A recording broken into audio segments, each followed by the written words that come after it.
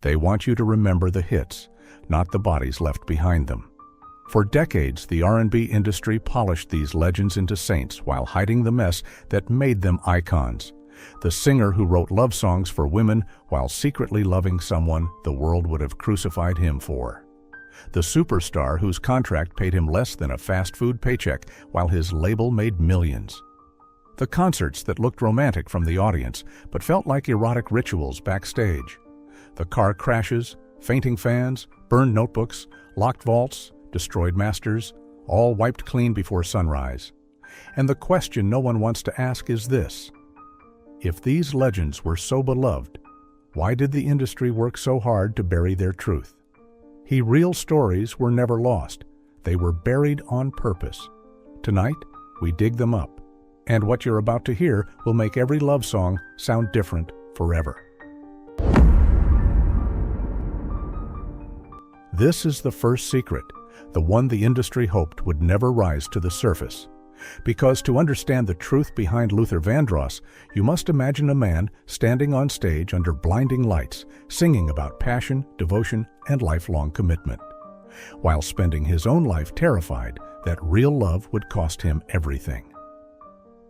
Luther's career exploded in the early 1980s when his voice, that floating velvet tenor, became the soundtrack of romance for millions.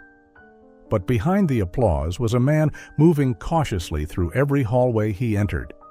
Assistants from his never-too-much era say Luther avoided questions about dating with a practiced grace. He'd smile, tilt his head slightly, adjust his cufflink, and redirect before anyone realized he'd done it. It wasn't shyness. It was strategy. The people closest to him knew why. Years later, Patti LaBelle revealed what insiders had whispered since the very beginning.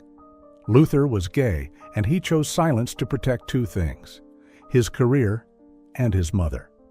Patti recalled late-night calls where Luther paced the room, voice trembling, telling her he couldn't come out because the industry wasn't ready, and because his mother deserved to be spared the pain. This wasn't gossip. It was a friend describing another friend's heartbreak. Inside the industry, however, the truth wasn't hidden. It simply wasn't public. Musicians from his early tours described seeing Luther relax only around a small, consistent group of men who traveled with him. One backup vocalist remembered walking into a rehearsal room in 1986 and catching Luther sitting shoulder to shoulder with a certain songwriter, the two laughing softly over a shared lyric sheet, their heads nearly touching. When she entered, Luther instantly straightened, smiled politely, and changed the subject. The tenderness vanished like a candle snuffed out.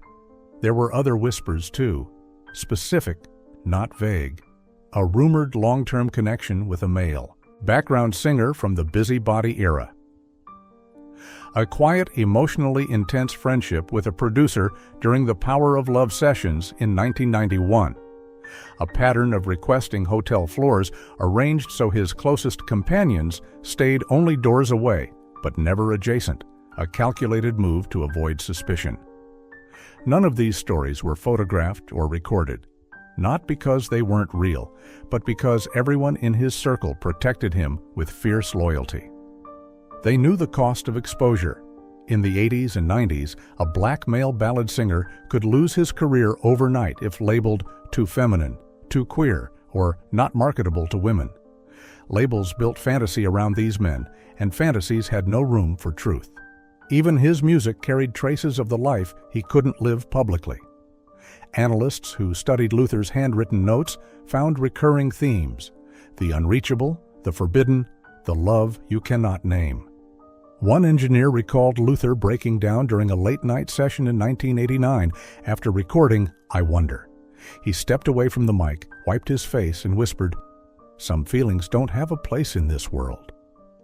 Behind every ballad was a man who knew love intimately, but experienced it in silence.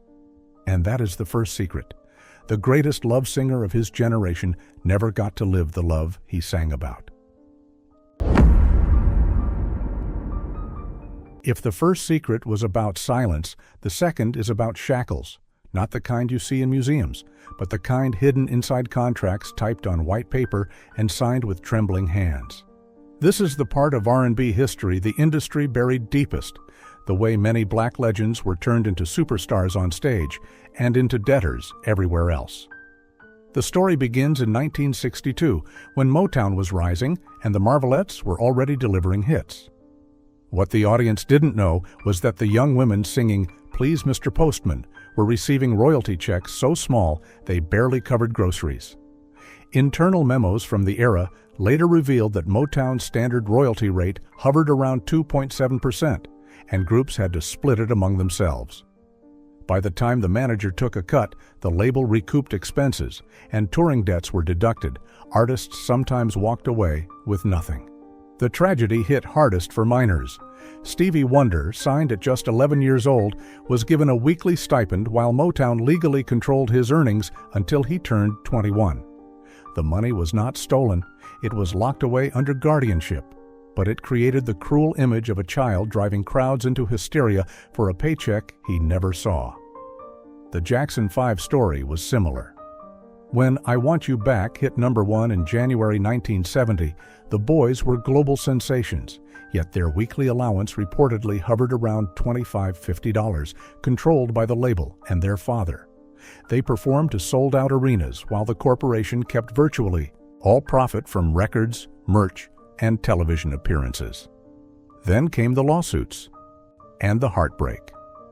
In 1972, the Marvelettes filed complaints alleging unpaid royalties and missing accounting.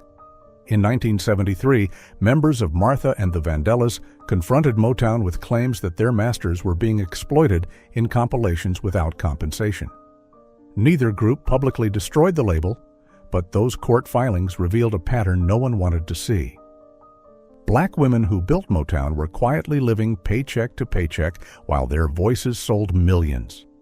By the time the 90s arrived, nothing had changed. Only the stakes were bigger. Toni Braxton sold more than 10 million copies of her first 2 albums, yet on December 2, 1998, she filed for Chapter 7 bankruptcy. Court documents revealed she had received less than $2,000 in royalty income, while her label, LaFace Charnarista, made tens of millions. When Toni sued, the label countersued for breach of contract, cornering her until bankruptcy became her only escape route. The press mocked her as irresponsible. They never asked how a superstar could end up broke while her music dominated the decade. Then come the whispers, the ones the industry never writes down. Insiders say a handful of R&B icons from the 60s and 70s died still waiting for royalty statements from their biggest hits. There are rumors of estates discovering that lifetime earnings barely covered funeral costs. There are stories of managers begging labels to release overdue checks to widows and children, only to be told the accounts were still under review. One former Motown employee claimed in a private interview that during the 80s, a filing cabinet on the 3rd floor contained royalty statements for artists who never received them. When asked why, he allegedly replied, "Some contracts were never designed to pay out." It is not the glamorous version of R&B history. It is the one built on broken dreams, silenced protests, and legends forced to smile on stage while quietly drowning in debt backstage. And that is the second secret. The music made millions, just not for the people who sang it.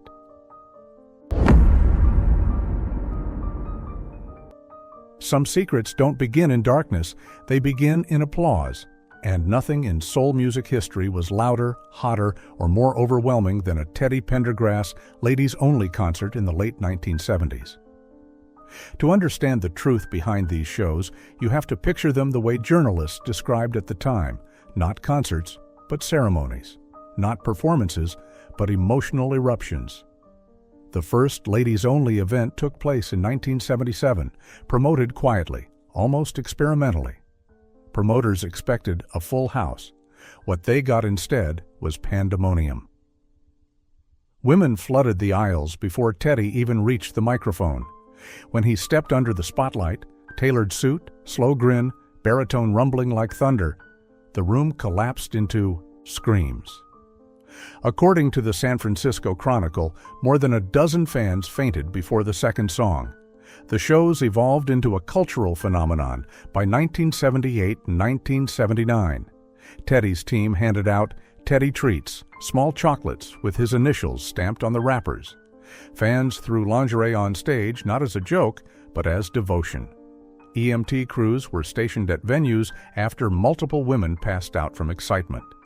A detail printed by The Guardian that made critics wonder whether Teddy had accidentally invented a new kind of soul worship. Backstage, the atmosphere had its own mythology. Crew members later recalled walking through hallways lined with gifts, perfume, handwritten notes, and piles of clothing left behind in the frenzy. One long-standing rumor, never confirmed, never denied, was the presence of Teddy's tour trunk, a large steamer case he kept locked, which followed him from city to city. Some said it held fan letters, others said keepsakes. The truth remains unknown, making it one of soul music's quiet mysteries. But the darkest chapter arrived on March 18, 1982, at 1:30 a.m. Teddy's Rolls-Royce slammed into a guardrail on Lincoln Drive in Philadelphia. He survived, but was paralyzed from the chest down.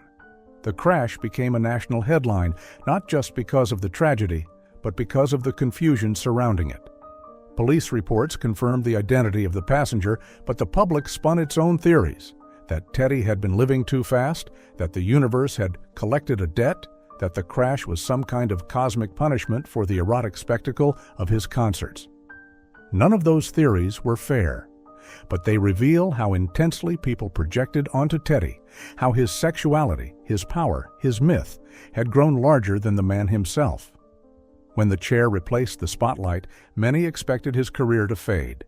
Instead, Teddy returned to music with new clarity, proving his legacy was built not on rumor, but resilience. Yet the whispers remain. Because the ladies-only concerts weren't just shows, they were glimpses into a world of emotion so overwhelming that even today, people wonder what exactly they witnessed. To understand Whitney Houston's secret, you must start with the image, the carefully sculpted, blindingly perfect image of America's sweetheart. The bright smile on The Tonight Show, the ball gowns, the pop-friendly sound engineered to cross every boundary of race and radio format. But behind that image was a woman fighting for pieces of herself that the industry refused to let her keep. In the mid-1980s, Whitney's career soared with military precision. Arista Records marketed her as the universal, safe crossover idol, a voice big enough for gospel, polished enough for pop, and light enough for mainstream America. But this strategy came with a cost. As The Atlantic later reported, anything too black, too urban, too raw was pushed aside. PR teams softened her look, straightened her hair, and tightened every corner of her public life. And then there was Robin Crawford, Whitney's closest friend, confidant, and the woman whose presence shaped every room Whitney entered. Their bond began in 1980, long before the fame. They lived together, worked together, breathed in sync. When Whitney laughed, Robin laughed with her. When Whitney cried, Robin was the one wiping her face. Robin's memoir would later describe their connection as deep, loving, and undeniable, though she avoided labeling it. For many who saw them backstage through the 80s, their closeness was simply a fact of life. But the industry did not see it that way. As Whitney's fame exploded, insiders whispered that executives grew anxious. They worried that her proximity to Robin would feed tabloid speculation, risk her crossover appeal, and complicate the carefully engineered narrative. Several crew members from the 1987-1988 tour later recalled moments where Robin was subtly pushed out of photo ops, meetings, and travel arrangements. One staffer said, "You could feel the tension. It wasn't personal. It was business. They wanted her to look a certain way." Rumors grew that Whitney was given a quiet ultimatum: maintain the princess image or risk losing brand deals and tour support. No documents confirmed this, but the behavior around her shifted. Creative directors have said there were visual concepts Whitney loved that were rejected as too masculine. There were dance routines softened, outfits changed, even a music video treatment in 1991 reportedly scrapped for being off-brand. These stories never became official press releases. They lived only in green rooms and late-night production meetings. The real pain came from the personal cost. By the early 1990s, Robin's role in Whitney's life had been reduced under pressure. Their friendship changed shape. Their communication thinned. Whitney carried the weight of choosing between the world she ruled and the person who knew her best. Fans saw the glamour. They didn't see the war inside her, a war between authenticity and expectation, between who she was and who she was told to be. And that is Whitney's hidden tragedy. She had the greatest voice of her generation, but she lived in a world where even her truth had to whisper. To understand this secret, imagine a man moving through two worlds at once. James Brown, the godfather of soul, an unstoppable hurricane on stage, and a walking crisis off it. What made this story dark wasn't just the violence, or the drugs, or the arrests. It was the way the machinery around him kept turning, even when everything else was falling apart. Throughout the 1970s and 80s, Brown's personal life became a storm that police departments, judges, and even promoters found themselves orbiting. Reports from CBS News and Time describe patterns that would have destroyed any ordinary entertainer. Domestic violence charges, frequent cocaine use, PCP-fueled paranoia, and impulsive acts that blurred the line between self-destruction and spectacle. One of the most infamous incidents occurred on September 24, 1988. Brown, allegedly high on PCP, stormed into an insurance seminar next to his office in Augusta, brandished a shotgun, and accused attendees of using his restroom. When police arrived, Brown fled, sparking a high-speed chase through Georgia and South Carolina, reaching speeds over 90 mph. Patrol cars boxed him in, windows shattered, tires blown. Brown was arrested on multiple charges. Yet here's the strange part. He served just 2 years and a few months, despite a sentence of 6. Promoters whispered even then that officials feared locking him away too long would trigger backlash or cost cities millions in lost tour revenue. His violent episodes at home created an even bloodier pattern. Court documents from the early 1980s show repeated accusations from wives and partners, yet the outcomes were eerily similar: fines, suspended sentences, mandatory counseling, but no lasting consequences. Crew members from his touring team later said it out loud. If a normal man did what James did, he'd disappear. Brown just went back on stage. The industry looked away, sometimes gently, sometimes aggressively.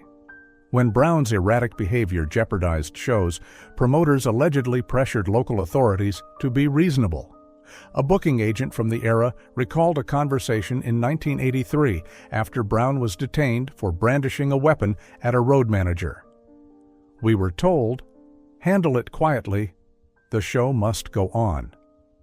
And it always did. There were rumors, too, whispered only among crew and journalists, that certain charges vanished because Brown performed benefit concerts for local officials, that record executives made calls to shield him from harsher sentencing. None of these claims ever made it into print, but the pattern of soft landings was unmistakable. The real tragedy wasn't simply that James Brown spiraled, it was that the people around him refused to stop the spiral as long as the money kept flowing. Every arrest, every mugshot, every courtroom appearance was followed by another booking, another arena, another payday. James Brown wasn't untouchable because he was innocent. He was untouchable because he was profitable. And that's the darkest secret of all. This is the secret the industry hoped no artist would ever talk about. The trap hidden inside glittering award shows and platinum plaques. Because Toni Braxton, one of the most recognizable voices of the 1990s, sold more than 10 million records before discovering she was, effectively, broke. The tragedy began quietly. After the success of her debut album in 1993 and its follow-up in 1996, the world assumed Toni was swimming in wealth. She was winning Grammys, topping charts, and touring stadiums. But behind the scenes, royalty statements from LaFace Arista told a different story. According to documents later reported by the Los Angeles Times, Toni had received less than $2,000 in royalty income at the height of her fame. She sued the label on December 1997, claiming unfair accounting and exploitative contract terms. The response was swift and brutal. Arista countersued for breach of contract, demanding millions. The industry turned on her instantly. Insider whispers said she was ungrateful, difficult, financially irresponsible. But the court filings painted the truth. Her contract paid pennies per album, and nearly every expense, videos, styling, tour buses, hotel rooms, was deducted from her share. By December 2, 1998, trapped and exhausted, Toni filed for Chapter 7 bankruptcy. Tabloids mocked her. Morning shows joked about her shopping habits. No one asked why a woman who sold millions of albums never saw the money. Behind closed doors, executives knew the answer: recoupment. It was the industry's favorite weapon. If a label spent $1 million on promotion, that million came out of the artist's royalties, not the label's profits. Toni's success became debt the moment she signed. What made this secret even heavier were the whispers surrounding it. Throughout the late 1990s, industry insiders claimed Toni wasn't alone, that several R&B stars with multi-platinum albums were also receiving shockingly low payments, but chose silence over a lawsuit. One veteran producer said in private, "For every Toni Braxton who spoke up, there were 5 who stayed quiet because they were afraid of getting blacklisted." The most chilling part came after her bankruptcy was finalized. Toni later revealed she had to buy back personal items, awards, costumes, even family gifts, because they'd been seized as assets.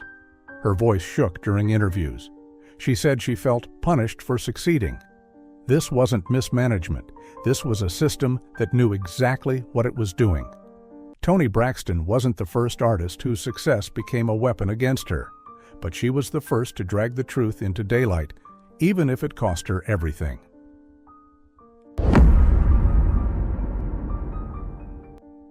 Some secrets don't hide in darkness, they hide in contradiction. And no contradiction in soul music is more haunting than the double life of Al Green. Before he became a pastor, before the white suits and the church choir, Al Green was known for something else entirely: passion. Not the romantic passion of his songs, the messy, consuming, unpredictable kind that followed him through the 1970s. His lovers described him as magnetic, but volatile, tender one, moment and distant the next. Friends said he lived like a man who believed every emotion had to burn. The story that changed everything happened on October 18, 1974, a night etched forever into the history of soul. Al Green's girlfriend, Mary Woodson, attacked him with a pot of boiling water, causing severe burns on his back and chest. Minutes later, she died from a self-inflicted gunshot wound. Police concluded the case quickly, but to this day, the emotional shock of that night lingers over Al Green's legacy. The tragedy didn't come from mystery. It came from the violent, unpredictable relationship they shared. Reporters at the time described their romance as volatile, fueled by jealousy, reconciliations, and sudden disappearances. Those close to Al said he seemed shaken to the core after the incident, as if something in him had broken. And then came the whispers. Crew members claimed Al believed the trauma was divine punishment for his lifestyle, the affairs, the emotional chaos, the women who fought over him during shows. They said he stared at his hospital ceiling for days, repeating that he saw the message clearly now. Within a year, Al began moving away from secular music, performing gospel, and eventually becoming an ordained minister by 1976. But the split wasn't clean. That's the part of the story the industry avoids. Even as he preached on Sundays, insiders say Al still struggled privately with temptation, a cycle of faith and desire pulling him in opposite directions. Backup musicians from his late 70s gospel tours recall moments where Al seemed to vanish emotionally backstage, staring into mirrors, gripping the sink, whispering prayers under his breath. He spoke often about the devil testing him through memory.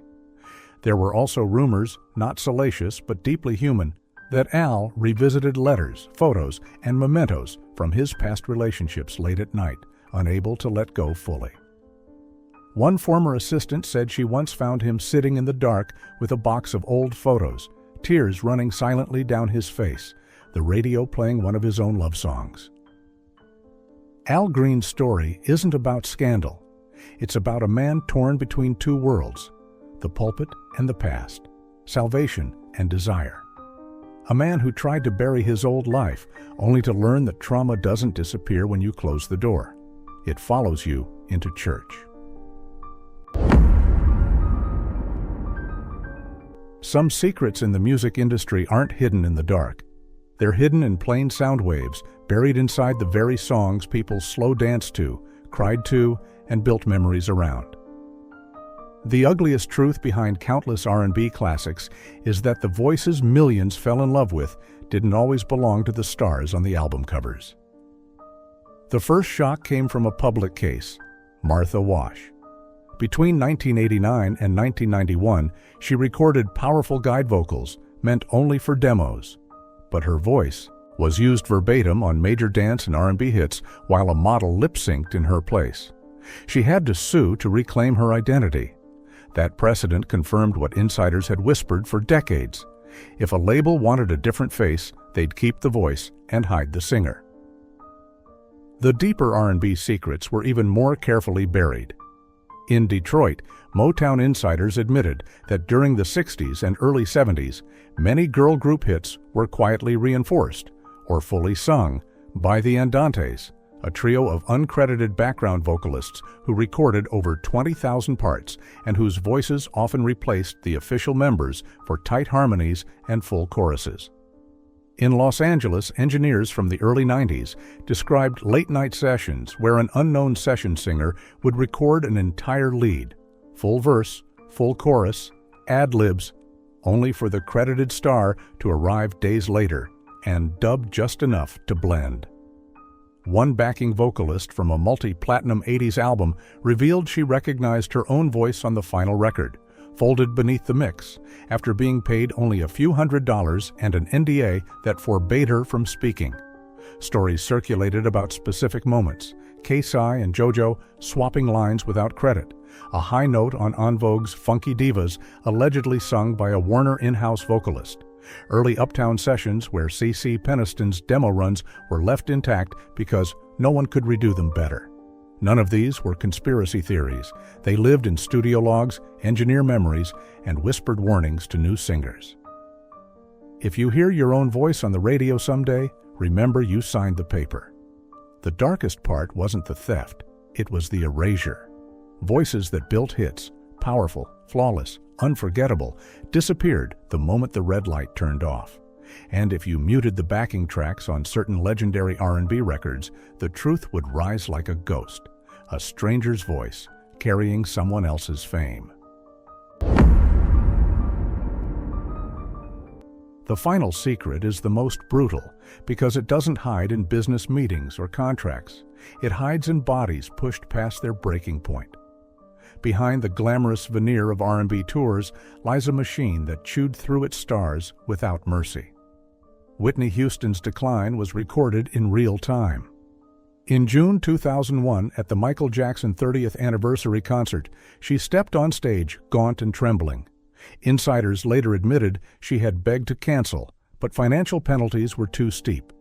During her 2010 European tour, she gasped for breath on stage, fought through coughing fits, and missed notes her younger self could hit effortlessly. Fan-shot videos spread online before Sony allegedly purchased and removed several clips to soften the damage.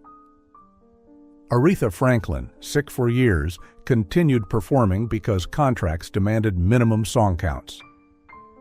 In Chicago in 2012, she nearly collapsed mid-set, took oxygen backstage, then forced herself through. the final required minutes so the promoter wouldn't activate a penalty clause. Beyond the icons, the stories grow darker. Tour medics from the late 90s describe injecting artists with IV fluids minutes before curtain call because dehydration had pushed them near fainting. They only needed to stand, one medic said. No one cared if they suffered afterward. Tina Turner, though more rock than R&B, became the industry's cautionary tale. In Berlin in March 1985, burning with fever, she still delivered a 2-hour set because canceling would cost tens of thousands in arena fees. Throughout the 2000s, several R&B stars experienced disastrous shows, forgotten lyrics, slurred lines, blank stares of exhaustion, and labels allegedly scrambled to buy the footage before it spread. In one infamous case whispered among production staff, a singer collapsed backstage, regained consciousness, and whispered, "I can't," only for management to lift her to her feet and say, "Just walk on stage. The rest will handle." The cruelty was consistent, contracts with fines so punishing that sick artists chose pain over financial ruin, shows that continued even when the performer visibly deteriorated, reputations protected at the cost of human bodies. A veteran tour manager summed it up with one sentence that still haunts the industry. They never asked if the artist was okay. They asked if the audience had already bought tickets. In the end, some R&B legends weren't undone by scandal or drugs or fame. They were undone by labor, relentless, grinding, unforgiving work demanded by an industry that saw them not as people, but as engines that weren't allowed to stop. You've just walked through a landscape the industry never wanted you to see. A place where some of the most celebrated Black R&B legends lived double lives, not out of choice, but out of necessity. Where voices were taken, bodies were pushed to collapse, contracts were engineered to drain, and private pain was repackaged as public entertainment. These weren't isolated tragedies, they formed a pattern woven into the very fabric of the business. Consider what you've just heard. A superstar singing love songs while hiding who he was. A label turning artists into employees trapped by endless recoupment. Concerts that blurred into frenzies. Car crashes that reshaped legacies. Ghost vocalists whose names will never appear on any award. Performers forced on stage when they should have been in a hospital bed. Footage bought and buried to protect a brand. None of this fits the glossy posters or the perfect radio edits. But they happened. And once you've seen the underbelly, the shine at the top looks different. This isn't just a story about money or fame, it's a story about who gets erased and who gets protected, about the artists who became icons but paid for that status with their health, their identity, and sometimes their sanity, about the machine that kept running even when the people inside it were breaking apart. And now the responsibility shifts, not to the labels, not to the executives, to you, the listener who finally knows what was hiding behind the curtain. So here's the real question. Which moment hit you hardest? Was it the ghost singers who built hits they could never claim? Was it the artists forced back on stage moments after collapsing? Was it the contracts designed to leave million-selling performers bankrupt? Or the stories of legends who were allowed to spiral simply because they were too profitable to stop? And here's a deeper one. Do you think these patterns ended, or just evolved into something harder to detect? Look at today's stars. Look at the pace, the pressure, the polished appearances. Do you really believe the machine learned compassion, or only learned to hide better? Tell me what you see now. Tell me which secret changed how you hear their music. Tell me which part made you pause, rethink, or even get angry. Your voice is the only thing the industry can't control. Leave a comment, share the moment that shook you, and if you want the next hidden file opened, make sure you're subscribed, because there are more stories buried in these archives, and some of them are darker than anything you've heard tonight.